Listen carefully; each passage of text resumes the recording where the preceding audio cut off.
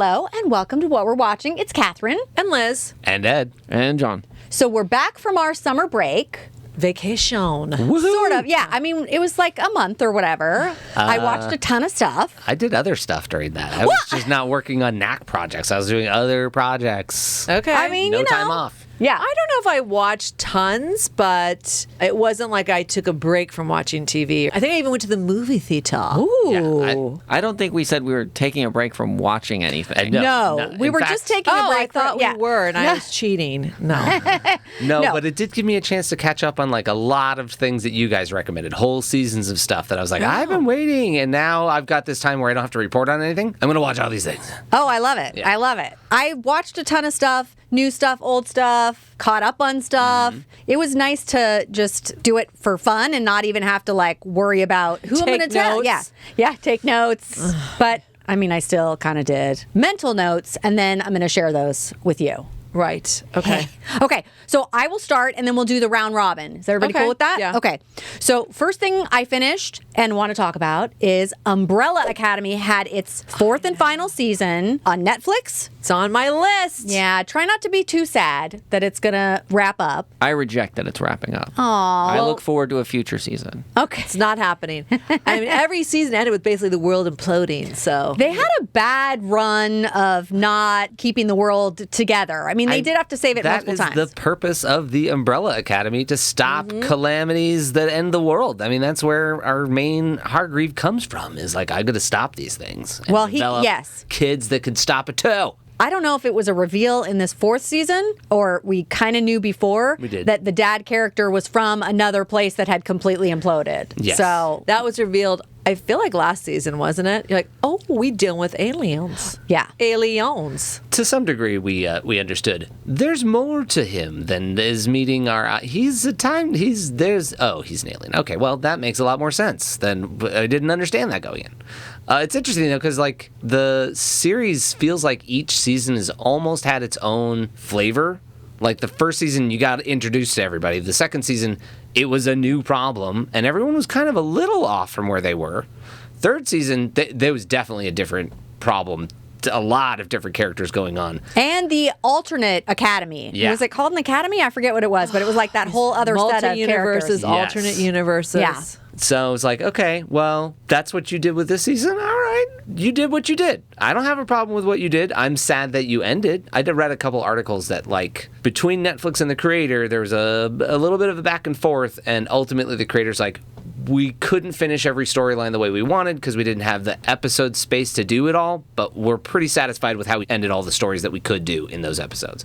So, Okay. ultimately, I think every fan wants more from that last season, but Yeah. it's still pretty dang good. I think the biggest problem, as you sort of alluded to, is it's only 6 episodes this final season. So it had been 10, 10, 10, and now 6. It does feel very why? short. I would guess money Yeah. would be the But only. Yeah, I know. But it also feels like it's unfortunately a little bit tied to the wrong business model of subscribership. Means that's part of the budget for next year. That's crazy to think of it that way, because you would have to have subscriber grow next year. Every budget increases every year. Yeah. So pulling back 40% of the episodes is like, that's a major budget cut. Oh, okay. Did you blow up a bunch of buildings? Yes, you did. So there's still some budget. There's still some good budget happening. Do more character development. Yeah. Yeah, I would agree. Yeah. Okay, so I just want to highlight some of the things that are fantastic about this last season. And some people are dissatisfied, partly because it's too short, partly because not everything got wrapped up. But there's some real lovely stuff that they were able to incorporate. And I would say just backtrack a second. For those of you that have not watched Umbrella Academy, it's sort of in the superhero genre, in the sense that on the same day, at the same time, all over the planet, women became, a few women, not every woman, Yeah. became spontaneously pregnant and like gave birth, like all in a Like in a 24-hour crazy. period. And the main character, the father figure, basically goes around and buys up as much of these babies as he can, which that is problematic. It's a little creepy. But Yeah. we're gonna leap past that, and he forms this like Umbrella Academy, which is supposed to be like almost like a superhero school, and that's where the series starts. And we meet the different characters and their strengths, and their sort of combativeness. And one of the siblings, they don't have names, they have numbers, has already passed away and what impact that had on them. And now they're facing the demise of the planet. That's Did I get a it really right? good recap. You did. And then basically everything either gets undone or reset or done a different way as you continue through the series. Right. Yeah. Okay. In particular, I would say, is it season 1 or season 2 where there's so much of the time travel, like, the overseers of that whole thing? I like that group. Why are we looking at me? I don't know. Yeah. There was that. I don't know. You seem like such an authority for a second there. We forget because having just only recently watched just the season 4 and not some other seasons. Yeah. We could have all done an Ed and rewatched the entire series. It's not that long of a watch down, and they're a lot of fun. They are a lot of fun. Sure, they're also crazy. But anyway, I don't remember that whole organization. I don't even remember what they were called. Yes, but that time travel people with the briefcase. Yeah. Well, I forget how they work. I forget too, but they were They're great. controlling time, and they've lost control. And how do we get back control? Well, that's the problem with That's controlling always with time. yeah. It's and also, if that's not your main show's gimmick, I've now gotten that season conflated with all of Loki. I cannot. Oh, yeah. split Oh, I was any going of to that say up. the TVA and Loki. Yeah. The TVA has briefcases, right? No. They've got more of the flip it by, go back here, jump in this porthole through here. But that whole thing is collapsing as well. But let's get back to the Umbrella Academy. So now every season 5, yeah. had a lot of. Sorry. Was that a Pipe Freudian dreams. slip that I was like, please give us a season 5? No, there's only season 4, this one. A lot is coming to a head emotionally, spiritually, planetarianly. I do like that we start in this season where we left off, which is they all have no powers. They've gone and they have their own just normal lives. And we pick up with them after they've been living just sort of as normal people for a while. Yeah. Some of them like it. Some of them don't like it. I wouldn't like it. I mean, I don't know that I would like having superpowers to begin with because it really puts target on your back. But once you have them, to be taken away from you, that stink because you're kind of relying on them. Well, it depends on what the power is, because sometimes there's a couple a downside. of those that are like, oh man, that's not so great. You can't whisper someone to do whatever you want, and then you're like, right, but I don't have octopus coming out of my stomach, so things worked out fine for me. Right, or I'm not a now hybrid. you're talking about the boys. Like you're not. Okay, wait. No, that's accurate. Well, then wait. He's got. I haven't watched tentacles. 4 yet. I haven't watched season 4 yet, so I'm kind of forgetting that. But also, the boys. Yeah. I mean, she had tentacles coming out of her too. There's only so much you can do, people. So I guess tentacles coming out of you is a normal trope.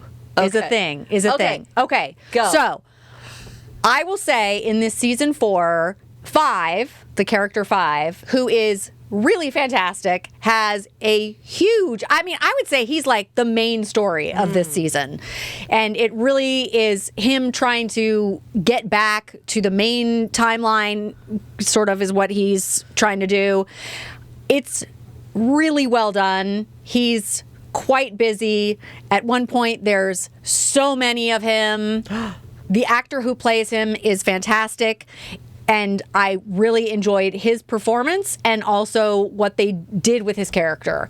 So, but yeah, he was really like the cornerstone of what was going on in this final season. Because it really is trying to fix all the timeline issues. And he's the time traveler. That's his power. So he was kind of the main issue and fixer. But then also we've got Victor. We watch what is progressing with that character, which I really liked. I think they said, I read an article that it was the first time in TV history, you actually saw a human being in the transgender world transition to Elliot Page. The character started off as female and is now a male. Yeah. So, and they handled it incredibly well. Right. And that was in the previous season. So this season we join and it's just Victor. And they're all just like, it's Victor. It's not even a Played by big deal. Elliot Page, right? Yeah. So, and then Luther, what he's up to is very funny, and he does not particularly like it because they, spoiler, do get their powers sort of restored, and he ends up being back to his hybrid version of an ape, which he does not love that much. So, Wait, John, what is your... There were parts that he enjoyed. yes, but I think initially he was like, oh God, what happened to me? Ugh. You disagree?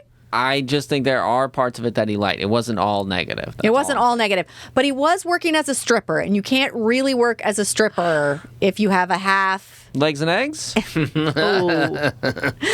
Also, Klaus, he's always hysterical, an amazing character. He might be my favorite. He's so great. So in this season, he's really on kind of a roller coaster because he's been sober for a while, and then getting his powers back is a big conundrum. And yeah, so he's really been through it. Very different from other seasons. Well, no, I mean, yeah, he's very much like the chaotic Klaus. Well, no, it's you realize that every season is like, oh, and now they're doing something else totally weird? Yeah. Okay.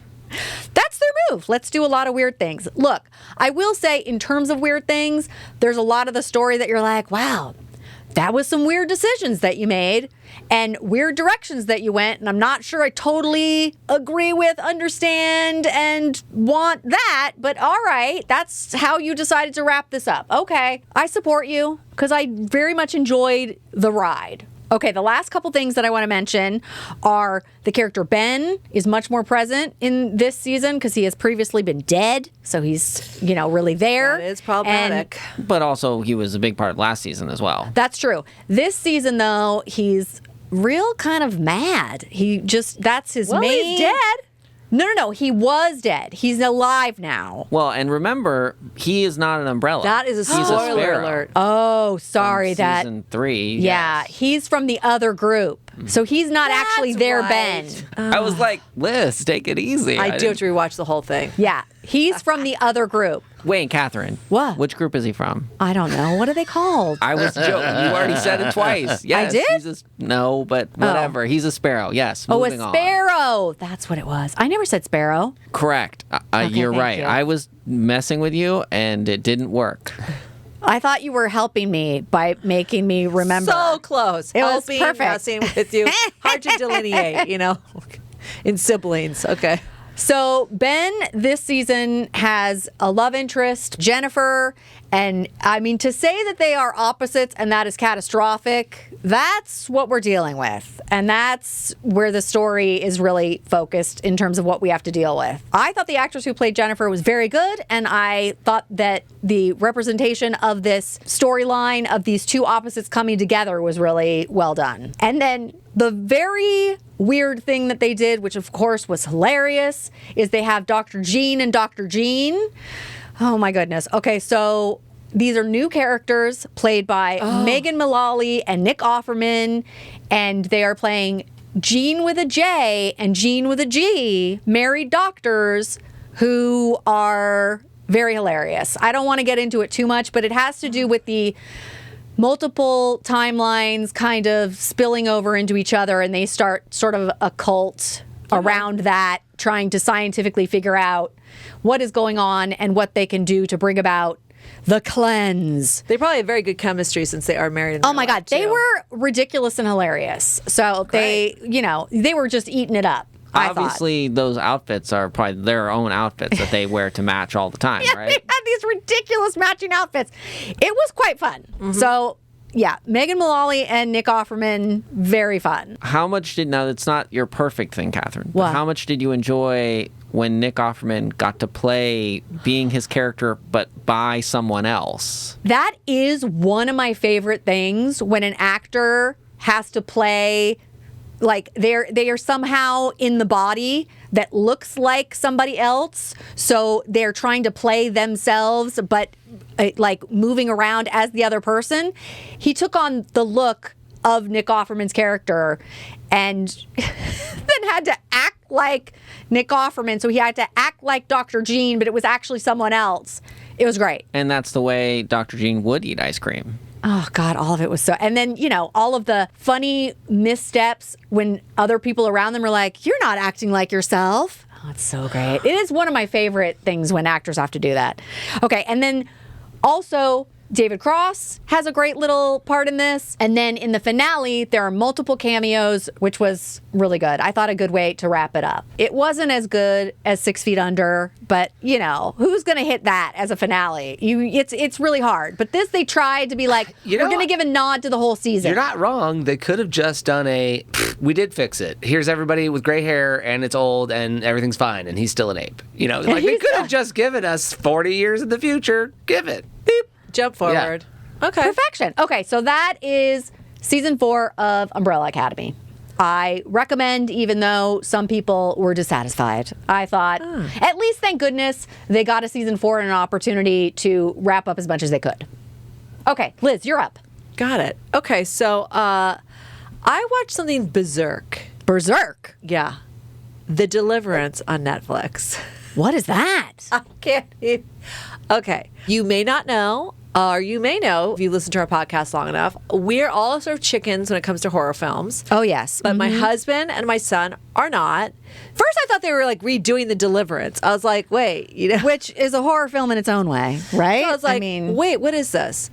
And then I saw Lee Daniels was attached to it. And Lee Daniels is the director of Precious and The Butler, right? The Butler and quite a few other things. So I was like, what? It is based off a true story that took place in Indiana. And it's basically a story of a demon possession. Oh, my. Okay. And there's layers in this, which make it interesting because Lee Daniels, of course, is not going to tell a straight story. And it has quite the ensemble cast.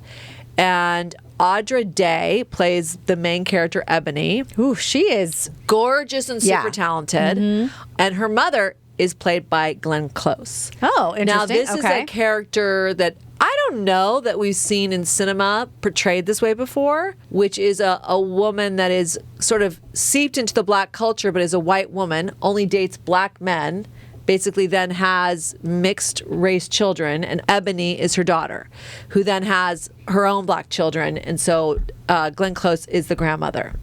And, there is this underbelly that they do so well of the trauma of that childhood that Ebony had with this mother. Both psychologically, physically, but Glenn Close's character has found Jesus. Uh-oh. Well, no, it's a good thing. I cannot give you some of the spoiler alerts that happen in this thing. So basically, fast forward a little bit. Monique is the social worker in it.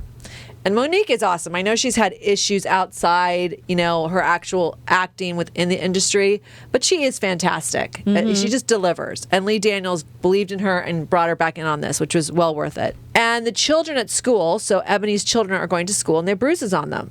Now, there's such a weird, and I saw an interview with Lee Daniels where he said, she does hit her children, but she doesn't beat them. And I was like, wow, that's an interesting, semantics. Like, what are we talking about here? But basically, the demon is the one that's causing, true beating. So whether Ebony, because raised by her mother, Glenn Close, who calls her out on physically touching her children, she goes, well, I learned it from you. So it's breaking, your trauma cycle kind of. Exactly. Yeah. Mm-hmm. This is not for the faint of heart, this mother and daughter dynamic, okay? Because they go at each other. And Glenn Close, what ends up happening to her in this character, I don't know if she can get nominated for anything for this, but she should be. Okay. She must have gotten this script. There is one line when she is, I'm going to do one spoiler alert, when she is possessed by the demon. Oh. That is such a howler, flabbergast, what the F. When she read that line, she must have been like, can I even say that? Yeah. Yeah. So, and there are quite a few moments like that. It is melodramatic. It is kind of crazy. But then when you go, wait, it's based on a true life story. That is crazy. Of this family in Indiana that it was documented by the local police and the local social worker and all that. This was a demon possession. They actually said it was a demon possession? Yes. So we're not going to take the children away from this family and all this. So it's rooted in a real life story. And then Lee Daniels put his big old spin on it. It is so well done. One of the characters, Stranger Things, Caleb McNally, plays Nate. Glenn Close, Monique, and Audra Day are the standouts. Miss Lawrence plays the part of Asia, and that is fabulous, best friend of Ebony, who is battling her own demons. There's demons on multiple levels. Oh. And that's really what the takeaway is. You have this supernatural demon, but you also have these practical demons of alcoholism, childhood trauma, single motherhood, which, and poverty, all these elements. It is, like I said, sort of berserk. I don't know in a movie theater How that would have been. I think it's so well suited for Netflix. I don't know that I would have gone to the movie theater to watch it, but I certainly was like, all right, what is this?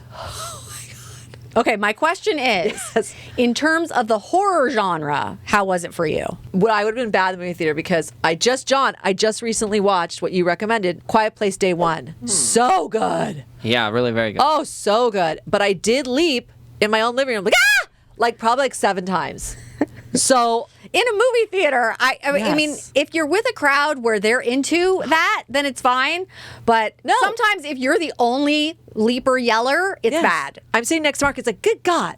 And, Yeah, my husband Eric can't stand it when I have any kind of big reaction like that. Oh, no. Which is like, I can't help it. I forewarned my family. When I go, if I'm going to sit through The Quiet Place and this with Mark, I'm like, I am going to leap. I'm going to yelp. So I'm going to cover my eyes maybe, because this one, unlike Day One, which was alien and scary for that, and a lot of jump scares, this did have, like the exorcism, like demon, Like creepy. I'm going to get John's scared.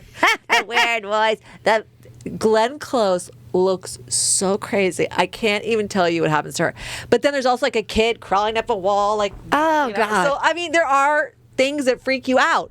So this one actually disturbed me more because then you're like, it's based on a real life story? That seems crazy. And of course, there has to be an exorcism. And so all I will say, berserk, totally melodramatic. The undertone, the underbelly, if you can see beneath some of that, is truly interesting. And you see some characters, like I said, especially the dynamic of Ebony and her mother, played by Glenn Close, that I don't know for myself. I have never seen that portrayed on film before. Yeah, it sounds really interesting. And Glenn Close embraced the wig, the nails. I mean, she must have had a ball doing it. So fair warning, but it is a very unique film. And I love Lee Daniels, so I just thought it was. That's why I was like, I'm just gonna Embrace it, yeah. A leap of faith. A leap of faith. Oh, But it is like I said, berserk. So that's I'll come back. We'll come back around, but I have another berserk thing, but that's the one I've just currently talked about. Can I ask a quick question? Yeah. For the menu that you ate during that, was it order in or delivery? Oh, gee, because it's the Deliverance. What a stretch. I'm like, where is he going? I love it. I need to have That's really good. I calm don't have stomach. much more Good job. I'm Good not job, gonna Ed. watch it. No, and I'm we're all definitely not chicken. going to order pizza. No. And say, also, I'm going to watch this movie. No, I although This room, no one's watching. I know. No. I could maybe watch it during the day, lights Catherine? on. No? Oh, okay. No, I'm just saying, there are moments, it's so absurd, you will kind of almost howl because it's crazy. And supposedly in the same interview that I saw, he had to pull back on something. Pull back? Yes. Because he was like, I don't know. That's a bit much. Yes, he's like, I don't know if I can get away with that. I'm like, well, you got away with a lot. So there you go. Interesting. Okay, Ed, you're up. What do you got? All right. Well, speaking of weird features and just, you're going for it. Okay, what are we doing here? Type of movies, not an actual scary movie. I decided, because it just came out on Hulu, to watch Kinds of Kindness, directed by Yorgos Lanthimos, who we know from the Mega Academy Award-winning Poor Things. Sure. And wait, was this the movie that he was doing while he was... pocket side movie that they were like, listen, we got all this time, there's so much stuff that we're doing, let's just do this on the side while we're doing that. We'll have that in the bank while that's going through post-production, because we don't know if Poor Things is going to work. It really freaking worked. Yeah, it worked. According to all of the awards, it worked. But at the same time, to realize, like, we're shooting this movie, let's just shoot another movie. That's crazy. So that's this movie. So I feel like it's not, let's shoot another movie. It was, let's expand this short story into an entire feature film, because it's a wackadoo. It's a whole nother planet, basically. And we got a baby brain in a whatever. That movie was like, okay, we can expand that into a whole movie. This went a little Wes Anderson, and it was 3 different stories. Oh. They were all insane, and they did not make me happy. And I don't want to visit any of the places that they were at. Oh, jeez. Okay. Oh, okay, so we're doing this. How the hell are you going to string this out for, like, credits? We're 40 minutes in, bro. Oh, you're doing 3 movies. Okay, that's fine. This makes more sense. You did a couple different short things. There's a couple haircut changes and style changes, so you now are using the same cast from Poor Things in 3 different stories, and so now we got to differentiate the look and style between all those stories. And it feels like you were writing a weird story, and then you had 3 other weird stories that you also wanted to do, and this is 2.5 hours long. So I don't know. You made like 6 hours of weird stuff. I had not heard that it was basically 3 shorter I had no things. idea either. Yeah, okay. I'm like, I know I want to watch this. I know I want to bring it to the pod. Let me just fire this up. It's like, okay, so you're going to give me Emma Stone, Jesse Plemons, Willem Dafoe all over again. All right, let's get it. Let's see what we're doing. No, don't do any of that. Oh, gosh. All right, well, let me sign on for this story. It's going badly. He's making poor choices. And then he fixes it by actually making the wrong choice that he correctly fixed at the beginning. So that was the first one. So that's not a great story. He made bad choices and ended up in a bad place. But for the character, you're like, he fixed his little world. And from that first story, you're like, oh, because he had chosen a weird life and he had opted into it. And when he chose not to stay opting into it, his whole life started to unravel. Neither of them were good. Unraveling, raveled, neither. But when he corrects that, weirdly, it fixes the problem. So he's back to his good universe. So it's like, oh, that was this person showing that person kindness. And when he stopped doing what he was being asked, he stopped showing them kindness. It's not good kindness. It's like weirdos and mean people and murderous stuff. Oh, my goodness. But whatever. Anyways, so then you go into the next story. You're like, okay, we're in Weirdsville. That's what the story you're telling. And I don't think these are happy ending stories. They're like, boy, that worked out for those 3 people. Then it reveals a little bit more with the next 2. And I rethought about the whole first story. And it's like, from the perspective inside the cult, they're asking you to do weird shit. And eventually it breaks you and you can't choose to do it. But for the purposes of that story, the cult's the right side of the story, so you chose to go back to the cult. Then it was, if you weren't part of the cult and someone totally got taken over, they'd basically show up like an alien because their brain has been so I'm already confused. changed. It's 3 different stories, but it basically was not the positive side of a cult or a mind-washing situation where there is a positive side. you've gotten into this situation. Usually the cops figure it out. You get out. That's the bad guy. They go to jail. No, the cult's the right answer in all of these stories. And you're like, no. Interesting, because also the title... Weird storytelling. Yeah. I don't have a problem with that you chose this weird side of society or people to do a thing. And then in the story, the bad choice has to be corrected to get back into the good graces of, no, I don't want to do that. I don't want to be there. But you figured out how to get that character back into their world where they were happy. Okay, so knowing that he did poor things and that wasn't a particularly positive story arc for any of the characters, I'm starting to like, oh, so you're not set in a weird universe. This is like actual people who are weird and make tough choices to handle, and then we're supposed to congratulate them for winning. Oh, but it was really interesting to watch. It was not 2.5 hours of just that first storyline. Oh my goodness, that would have been too long. And because there was like this kind of bad payoff for every storyline, it wasn't a disappointing movie at all overall. I think it was, and as far as art films go, it's not Academy Award winning in 20 different categories like Poor Things, but it's still got a filmmaking, storytelling, and acting ethos or pathos that you're like, oh, okay, that does track. That gives me something more. There's a little bit more to that than I was expecting. But not the like visual storytelling elements that you had from Poor Things. It was just a regular world, almost normal clothing looking and stuff, looking yeah. atmospheres and people and stuff like that. Just, woo, all right, Yorgos, you do some weird stuff. I watched all your other ones before I watched Poor Things, and those were also very weird. That's what he's doing, yeah. Stories. He's doing but also some weird not like stuff. fun weird stories like a Wes Anderson does weird stuff, and you're like, let's have a good time. Nope. He's not so much having the good time in these. But Hulu's got it. It's fresh. It's available. You should go watch it. Really? From that ringing endorsement? Because the Academy Award winning feature from last year, Yeah. you usually want to ride the wave on that and see what they did. If you weren't completely thrown off by the style of filmmaking that Poor Things was, and I know some people are like, we don't need any of that story. A baby that's naked and a woman? No, out. Okay, fine. I understand. Don't watch this movie. It's not for you. Not for you. Okay, interesting. All right, cool. Thank you, Ed. That's what I brought for All right. the first one. John, you're up. Sure. I went to the theater and saw Dìdi. What is Dìdi? It's an independent movie. It did fantastic at Sundance and got picked up by Focus Features. Oh. Nice. It's a pretty incredible movie. I did see the trailer, unfortunately. Which Shocker, is really which is not rare your for you. move. Yeah. Yeah. It's a real bad deal. It's a great trailer. It really gives you a feel for the whole stretch of the movie. I'm not saying everything's in there, but just like the kinds of things that are going to happen and whatever. It sets you up pretty well. Yeah. So it's a coming of age story. It's set kind of like mid 2000s or something. Semi autobiographical. The director who wrote it, it's kind of off his life, Sean Wang. It's set kind of where he grew up, south of Oakland in California at this time. And the main character, I think he's graduated 8th grade and he's about to go into freshman year of high school. So that's a perfect time. It's a liminal time. It's a liminal time. Liminal. We saw a lot of going over the liminal. Oh. So, yeah, it's totally insane of what he's trying to go through and do and the things that he's doing. And, the internet is blossoming and cell phones are... They're cell phones, but they're not smartphones. But, he's on YouTube and MySpace is happening. And, that's great for 14-year-olds. It's easy.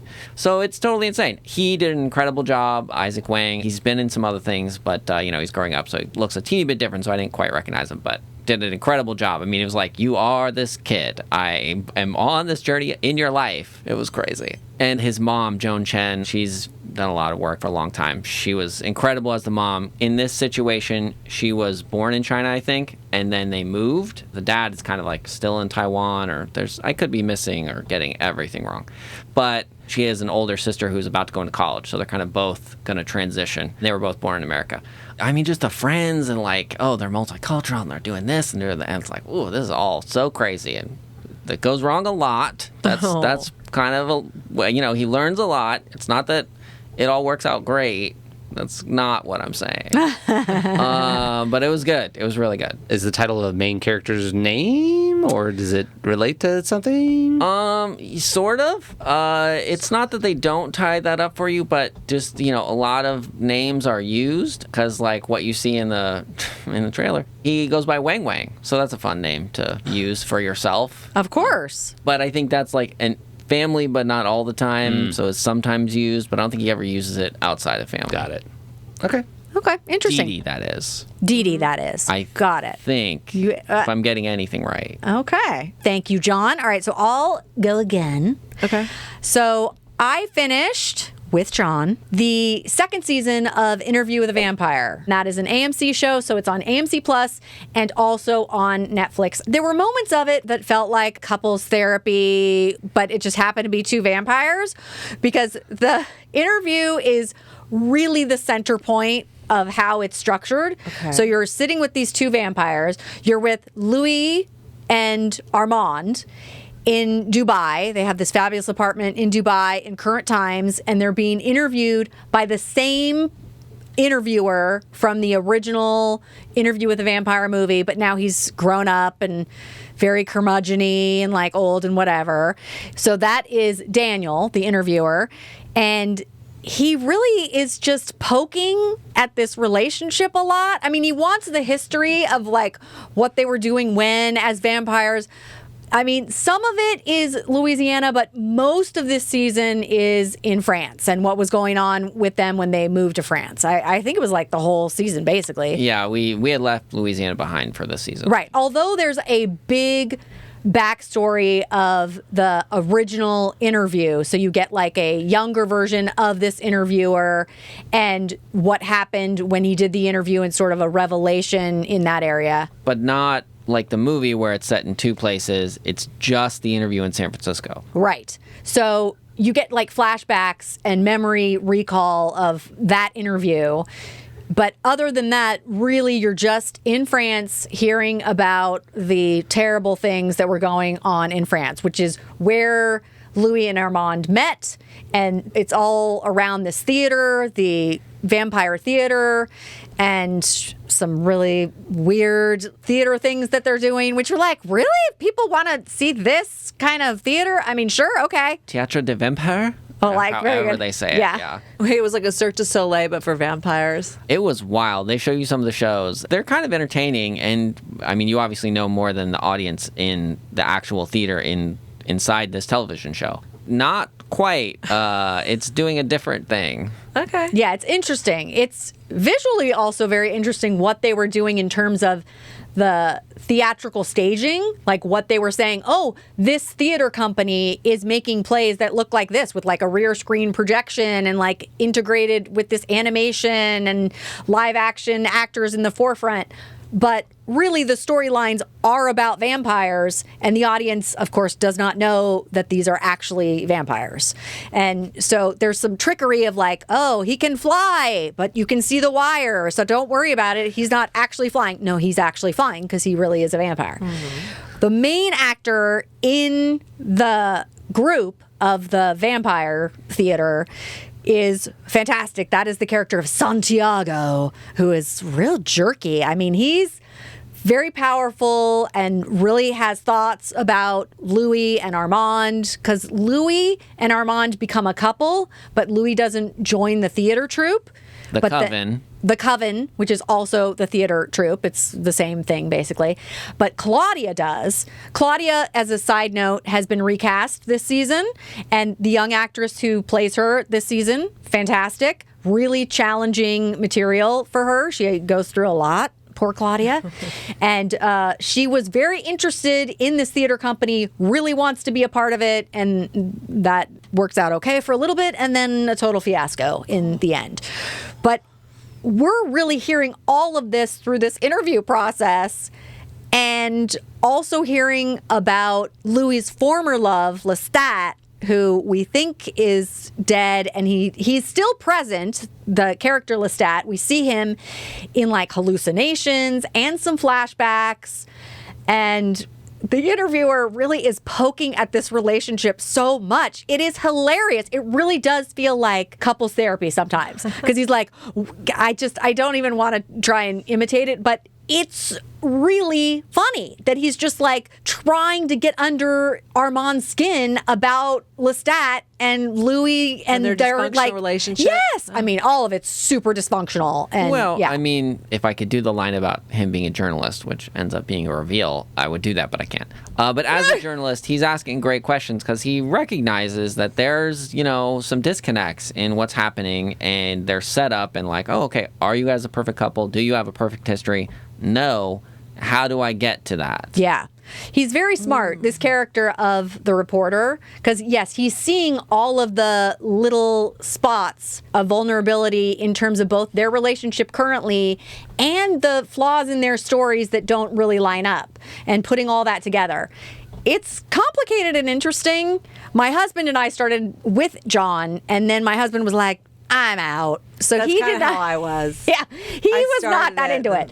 And John and I kind of slowly moved through it because we had other stuff that we were more excited to watch. And then this is based on the Anne Rice novel, the movie with Tom Cruise Yes. and Brad Pitt. The immortal universe, obviously. Yes, I tried because I loved all that. I think the controversy is that these are Anne Rice's characters, but she very explicitly did not want them to be in relationships with each other. She did not like any of these gay relationship ideas, and people insinuating or assuming or writing fanfic about these characters being in relationships. She was like, no. She was really not into it.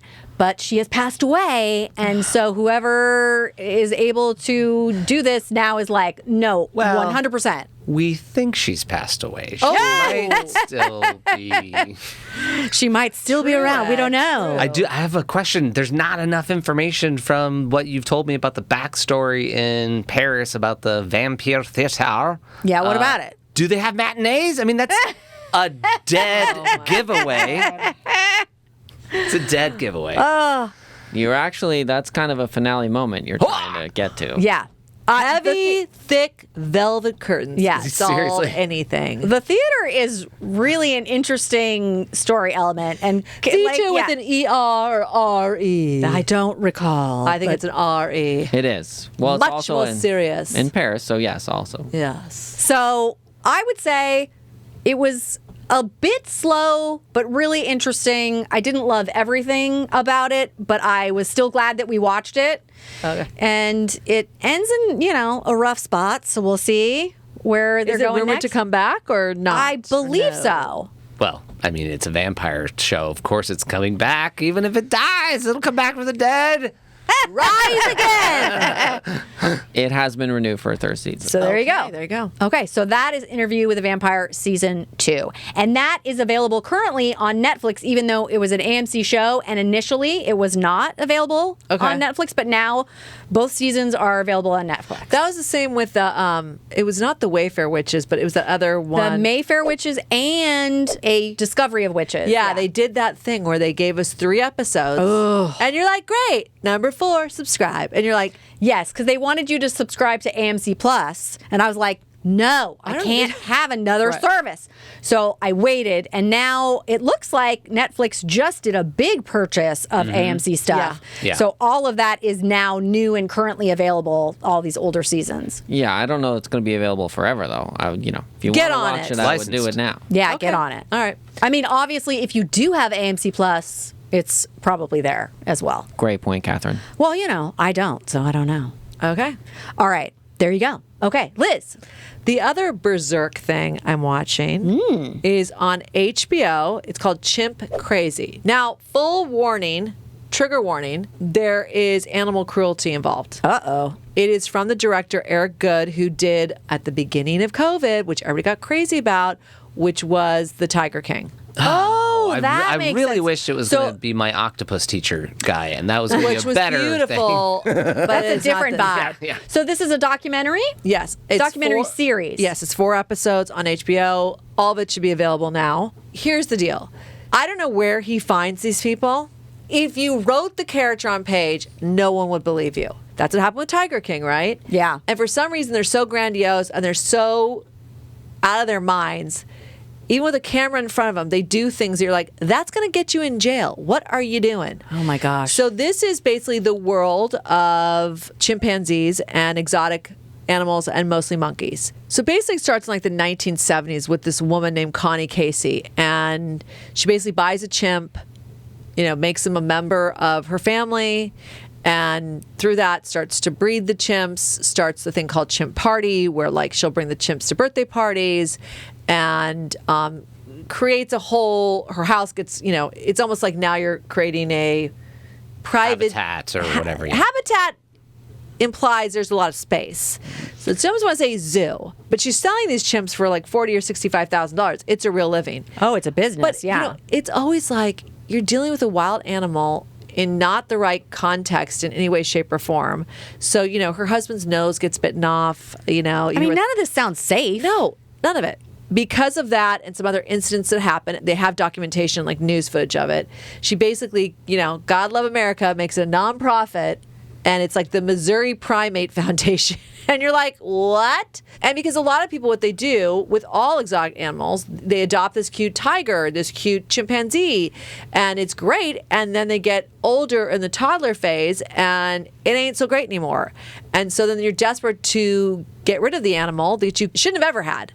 And so she has a lot of animals like that. But then she also would use them for films. And there's this backstory of where Alan Cummings did this movie. There's a few chimps, but he really bonded with this one called Tonka. And now PETA got involved with this foundation because they really felt like these animals were not being treated well. Now, Connie Casey, that's her foundation. Now, she would not cooperate with the documentary team because I think she kind of maybe knew who Eric Good was, because I guess they all sort of talked to each other. So maybe the Tiger King gave her heads up. I'm not Be sure. like, watch out. She's like, I'm not going to participate. But she has this woman that came as a volunteer. There is no describing her, Tanya Haddock. And the reality is, between the fake hair, the nails, the fake lips, the eyelashes, the eyeshadow, the tan, and the chimps that she calls her kids, she came in as a volunteer, and it sort of morphed into she was the advocate and agreed to be on camera. So PETA stepped in and is going to take these animals out of this facility, which is like they're really like rocking in cages for hours on end. It's heartbreaking. No. And they're getting fed like they love chicken McNuggets and Gatorade. And it's like Gatorade? What are you doing? It's insane. It's insane. And they also show some other high notorious stories that happened in the news over the years with people owning chimps that none of them go well. So heads up. So Tanya is there and basically has to work with PETA, and she hates the lawyer for PETA. And he just hammers in and just like, eventually is able to get all these chimps taken out of what was this supposedly foundation and now sent to a habitat.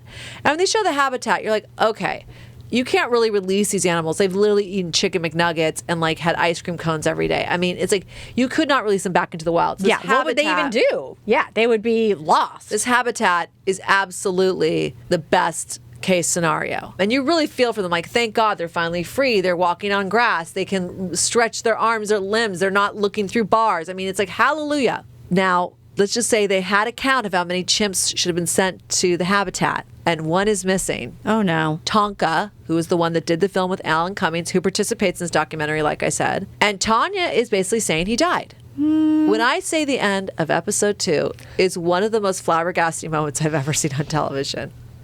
I cannot spoil it. Like I said, it's trigger warning in the sense of animal cruelty, really in the sense of confinement and really not allowing these animals to have their freedom. And a lot of people have opinions about even zoos. So I understand that, or rodeos. It is a hot topic, and PETA's involved. And so it is an interesting documentary in that same vein of Tiger King.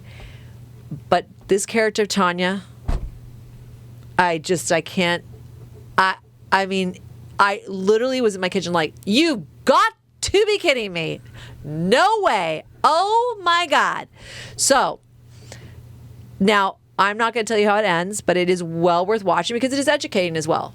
I don't think I knew what a big business this was. No, I didn't know that, there is such a market for this and a lot of it illegal, but there are a lot of states that have no regulations. Really? So they'll have full auctions, and how these animals even get into the country, it's all nefarious in some ways. And it will speak to you, I hope, in a way that, domesticating animals beyond what, we've known, cats, dogs, hamsters. And he made me go like, gosh, I mean, I know we've talked about in a previous episode of our Family Dynamics podcast about even keeping birds. And I'm like, I don't even think I'd want a bird at this point. Anything that hasn't kept in a cage. So I saw some very unique television really recently. Wow. So it's called Chimp Crazy on HBO. Chimp Crazy on HBO. Okay. Yeah, and you will really root for the one chimp that it's like, where is he? And what is happening with him? And he deserves his freedom and to be put in a better place. Wow. So there you go. Okay. Speaking of rooting for someone. Oh, Lord, where's this going? Because it's my turn. I'm going to go now. Yeah. It's the round robin style. Speaking of rooting for someone, I'm really happy that Ralph Macchio and William Zabka are just getting their kicks in for season after season. Literally? Got it. Cobra Kai came back, dropped another 6-8 episodes. I don't really care. It's still doing the same thing that it did for the first couple seasons, which is, well, we've got these great movies, and they got these great plots where one is like a big competition with the local boys, and then it grows, and then there's a bigger competition, but it's still mostly local boys. And then he's got to go, like, figure out his roots, and then that doesn't go great because there's people over there. They're like, nah, you can't figure out your roots over here. Go back. And then there's more people later. They're still doing that. Well, someone's going to go do that part of the storyline, but we're not all there.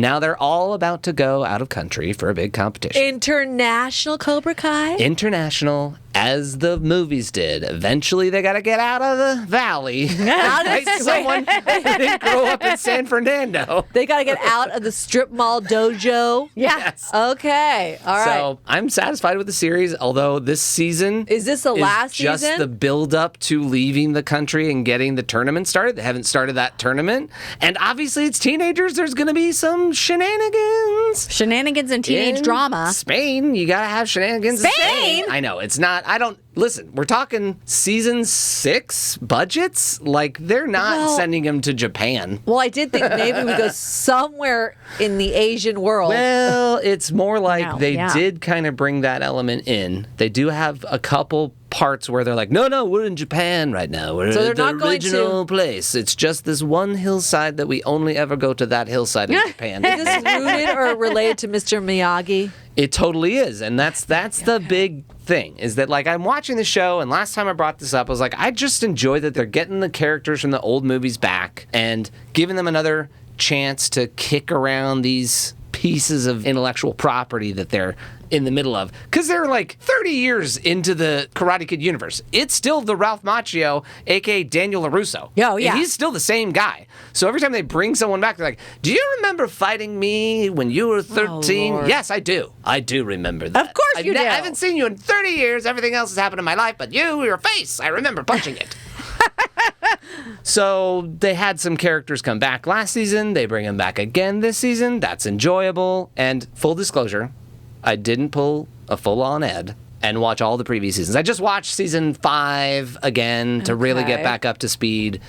There's a lot of teenage drama in seasons 1 through 5. So I'm like, there's not enough Zabka getting his S together and becoming like getting the path figured out. Because that's where the original movies, that's what they're paying off, is that you had Ralph Macchio's character in the original movies. You understood what was going on with him. But after the first movie and a little bit of the second movie, you never really got Billy Zabka's character back or figured out what he did with his life or himself. And he's like, he was at the top of his game.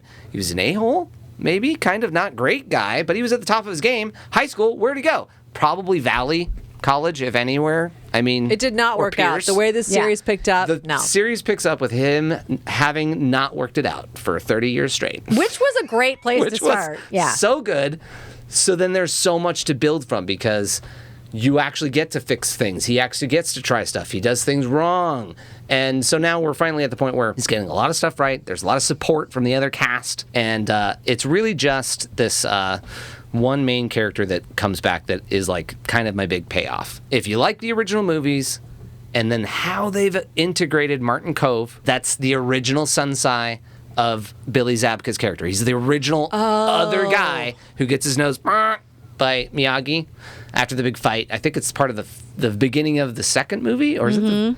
Well, he had a very serious, successful dojo that, Yes. if you were a badass, that's the that's where you belonged. go. And so- you weren't in Mr. Miyagi's backyard painting. Again, and also, his dojo gets blown up in the first original movie. Because Literally his- or figuratively? No, figuratively. In the original Karate Kid, his star loses the fight to an unknown who's trained for 6 months. Yeah.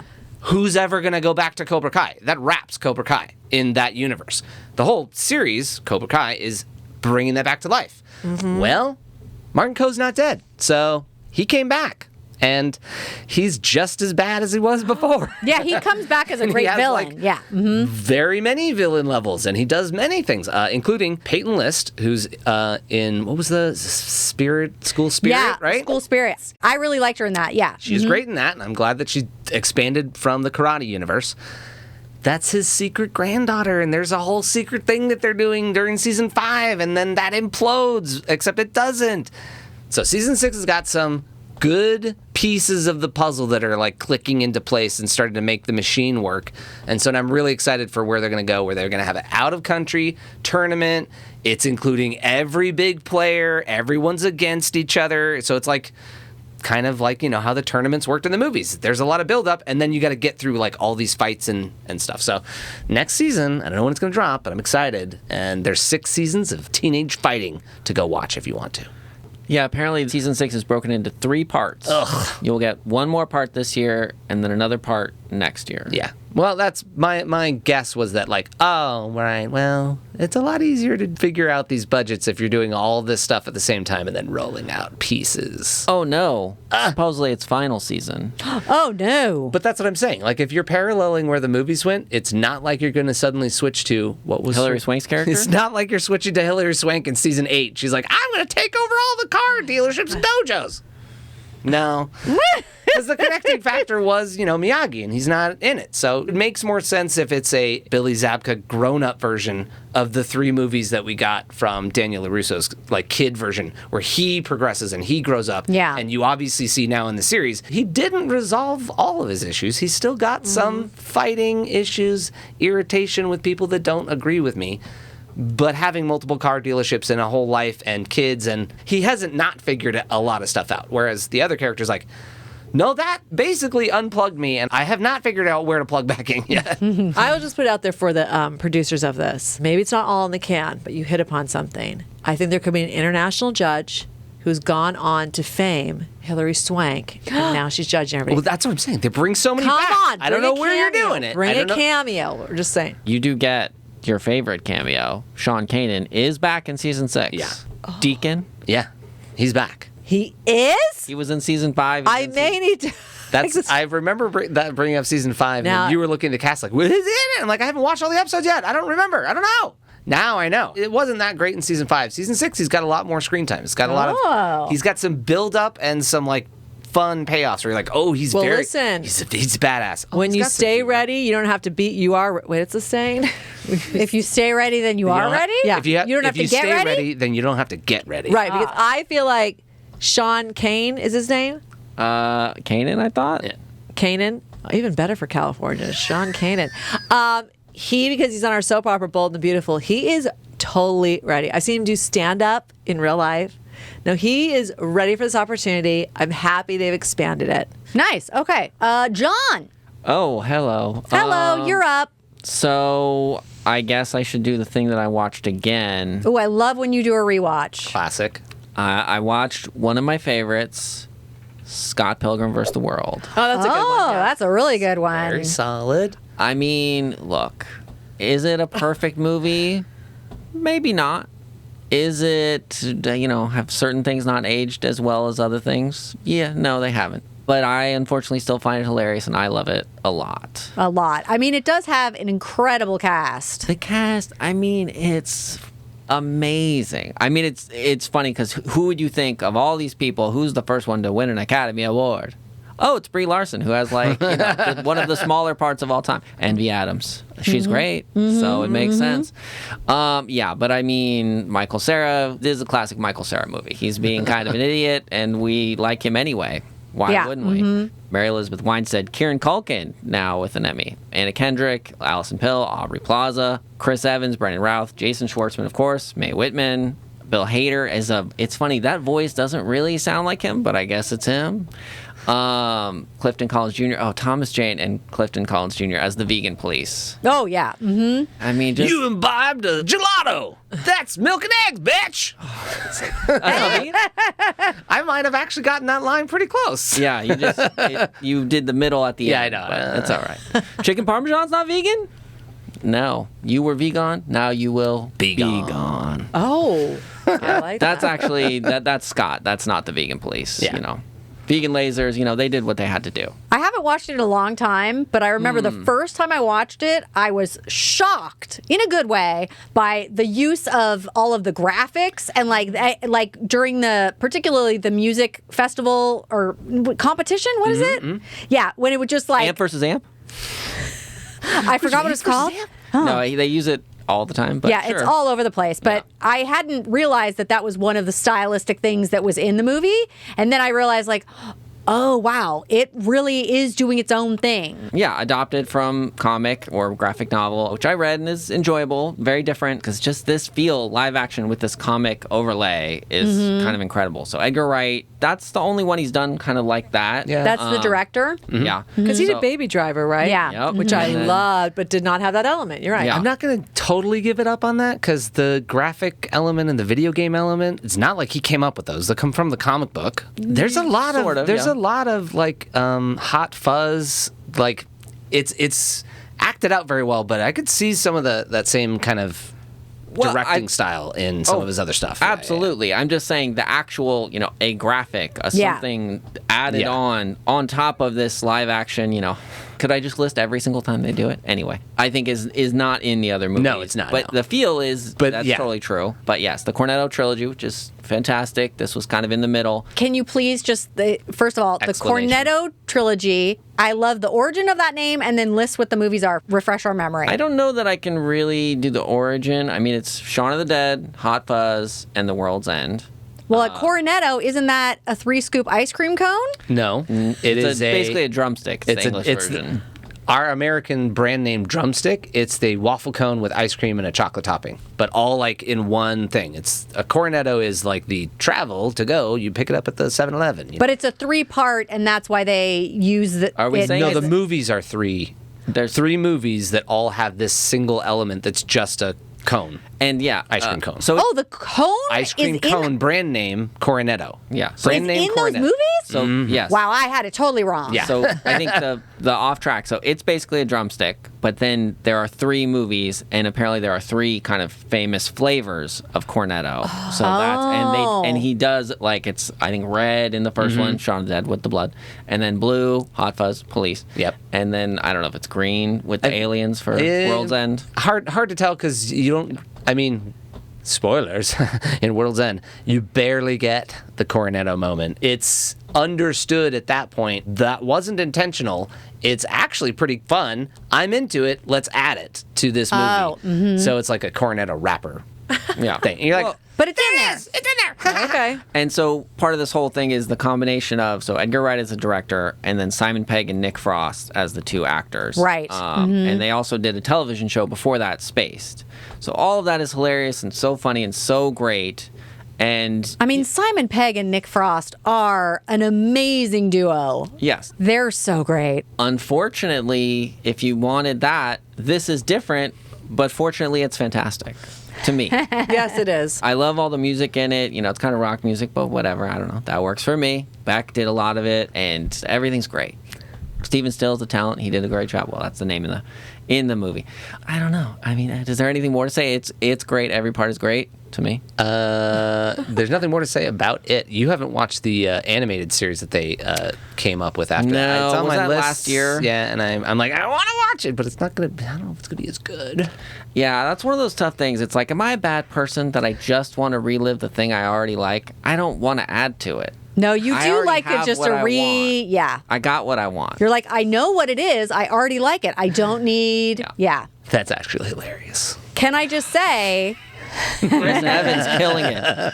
The first click is me hanging up this phone. The second click is me Killing you. I don't know. Ruined it. Yeah. what I liked about this is separate from just Lucas the Lee, pretty good skater, pretty good actor. Yeah, yeah. I'm obviously. stalking him later. I was going to say, I like being inside this band competition. So when you said the music of it, it's such a funny thing, a band competition and how serious they all are. And I, as a person who does not play a musical instrument, I find it amazing how many people do play musical instruments and are in bands, and like that this whole band culture. Gideon G-Man Graves, Yeah. indie producer of the Millennium Decade. Maybe. Sure. But it does make me also think of another band competition movie, School of Rock, which was my real first education in band Battles. competitions. Yeah, band battles. I don't know, which is such a great movie. I do love that movie, School of Rock. Come on. Although you know that they did have to win the Battle of the Bands for the Earth to be saved. Bill and Ted, I'm talking. Oh, God. Oh, They gotta no. get through high school, because after high school, there's a Battle of the Bands that they gotta go win. Oh, my gosh. Battle of the Bands. Who Great plot realized? driver. Like, I love it. It's incredible. So There you go. I do have one more thing that I wanted to mention. How many evil exes? There's 7 evil exes. What? So but they're I- not evil ex-boyfriends. But you have to fight all I of the evil told exes. you. 7 X's. I thought they were little kisses. kisses. No. Okay, so the last thing that I was going to mention is I like to update people on what I'm watching with my son Adam, who is 21 and has autism, and has recently become better and more interested at watching television/movies, because before he didn't really like it or engage with it enough to He would eat the popcorn. He would eat the popcorn. But recently we've had a lot more success with that. And so I started recording the show Mission Unstoppable, which is one of the CBS morning shows that are for kids. It's about STEM, science stuff. So it's like a bunch of little STEM things that they talk about. And he's been amazing, like just sitting next to me on the couch. We usually do it one of the weekend days. We catch up on older episodes that are just on my DVR and watch a couple interesting stories. And he seems to be really interested in it. So for me, that's been really exciting that he's interested in that. It's hosted by Miranda Cosgrove, who I loved back from... Was in School of Rock. Oh my God, she was in School of Rock. Yes. Obviously iCarly, but School of Rock before She was that. the manager, one of the most important roles. Oh my gosh, she was so great in that, actually. So yeah, it's been great to watch that with him, and she does a great job. It's very simplified and geared Are towards you kids. learning anything? Yeah, because it's always like stories that you're not super up on, like, oh, there's this thing in oysters that the Mayans used to make teeth. You're like, what? Teeth? Yeah, Okay. they're using it to like figure out a slightly better dental implant based on they x-rayed a Mayan skull and found that like multiple teeth were actually made out of like almost like the pearl opalescence, and they break it down, they spin it in a subterfuge. It's like a whole... What a dazzling smile you have. Seriously, if you had like pearl opalescent style, like it's not just white, it's multicolored. Yeah, Wow. they don't turn out like that. Oh. Okay. But the idea is that it will actually fuse with the bone, which is really uncommon. That's really too bad because the phrase pearly whites comes to mind. And that Pearly really whites comes to should've- mind, yeah. Okay, well, cool. So you're learning something and he's enjoying it. and All he's right, enjoying awesome. it. So just a little update on what Adam is watching. Nice. I do have something interesting to bring to the podcast. Oh. Besides all the stuff that we normally watch, our YouTube channel's had a bit of a success from some old stuff of our dads that I posted. Oh, right. This- Okay, so that's just so people understand the Knack Entertainment YouTube channel, which we put all of our episodes That's where from. you're watching yeah. this. Yeah. You have added another playlist, basically. There's a playlist with a bunch of our dad's old movies and Frank TV shows. Kilmont. Frank Kilmont. And one of the movies that's up there, so I'm just reviewing it for the pod, pointing you at our YouTube channel to go check it out. Captain Newman, MD. And it's an Academy Award nominated movie. Bobby Darin's character, the singer Bobby Darin, was nominated for his performance in it. It stars Gregory Peck, Tony Curtis, Angie Dickinson, and Robert Duvall. And Robert Duvall's character is like kind of one of the main focuses. The movie itself is a post-World War II, but not exactly post the war. It's still the war's ending. It's like 1945, 46 era. And this is a POW/military hospital. So some of the soldiers are not American. Some of them are Italian. It's an interesting, like, period piece.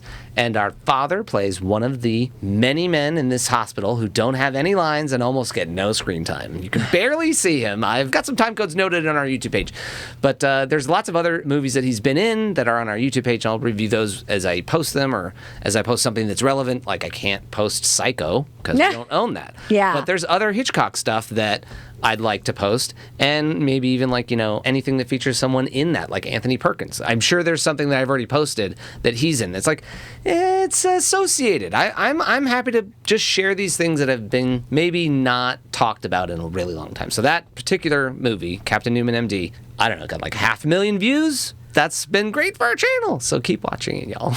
Yeah, I thought it was really interesting. When you first posted it, I didn't watch it right away. And then I went back a couple months ago. You were like, hey, don't forget, you know, I posted all this stuff on our YouTube channel.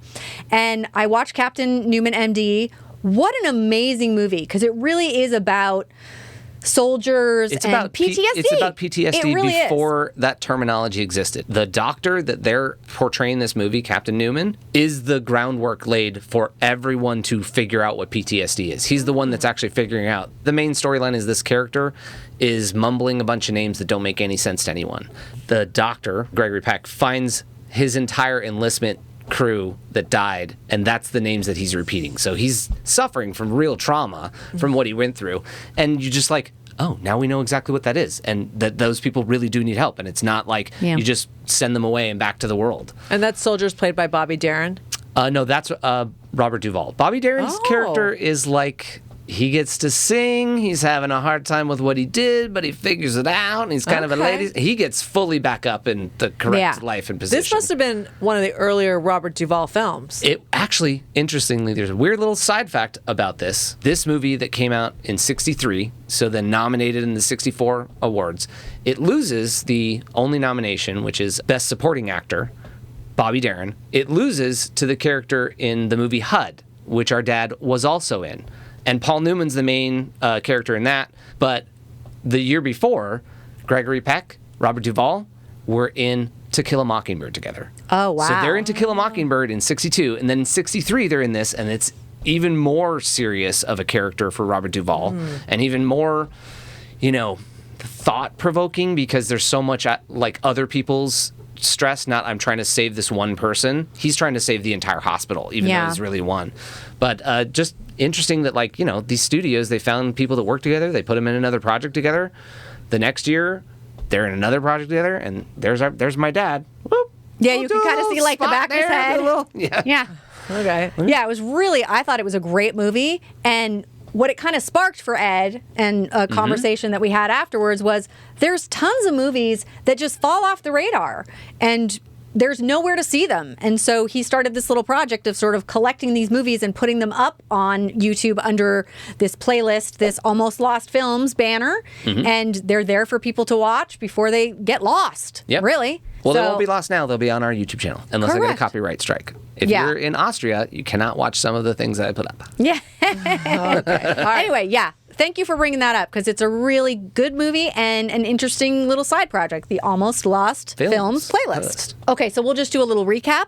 So I talked about The Umbrella Academy, which had its 4th and final season. That's on Netflix.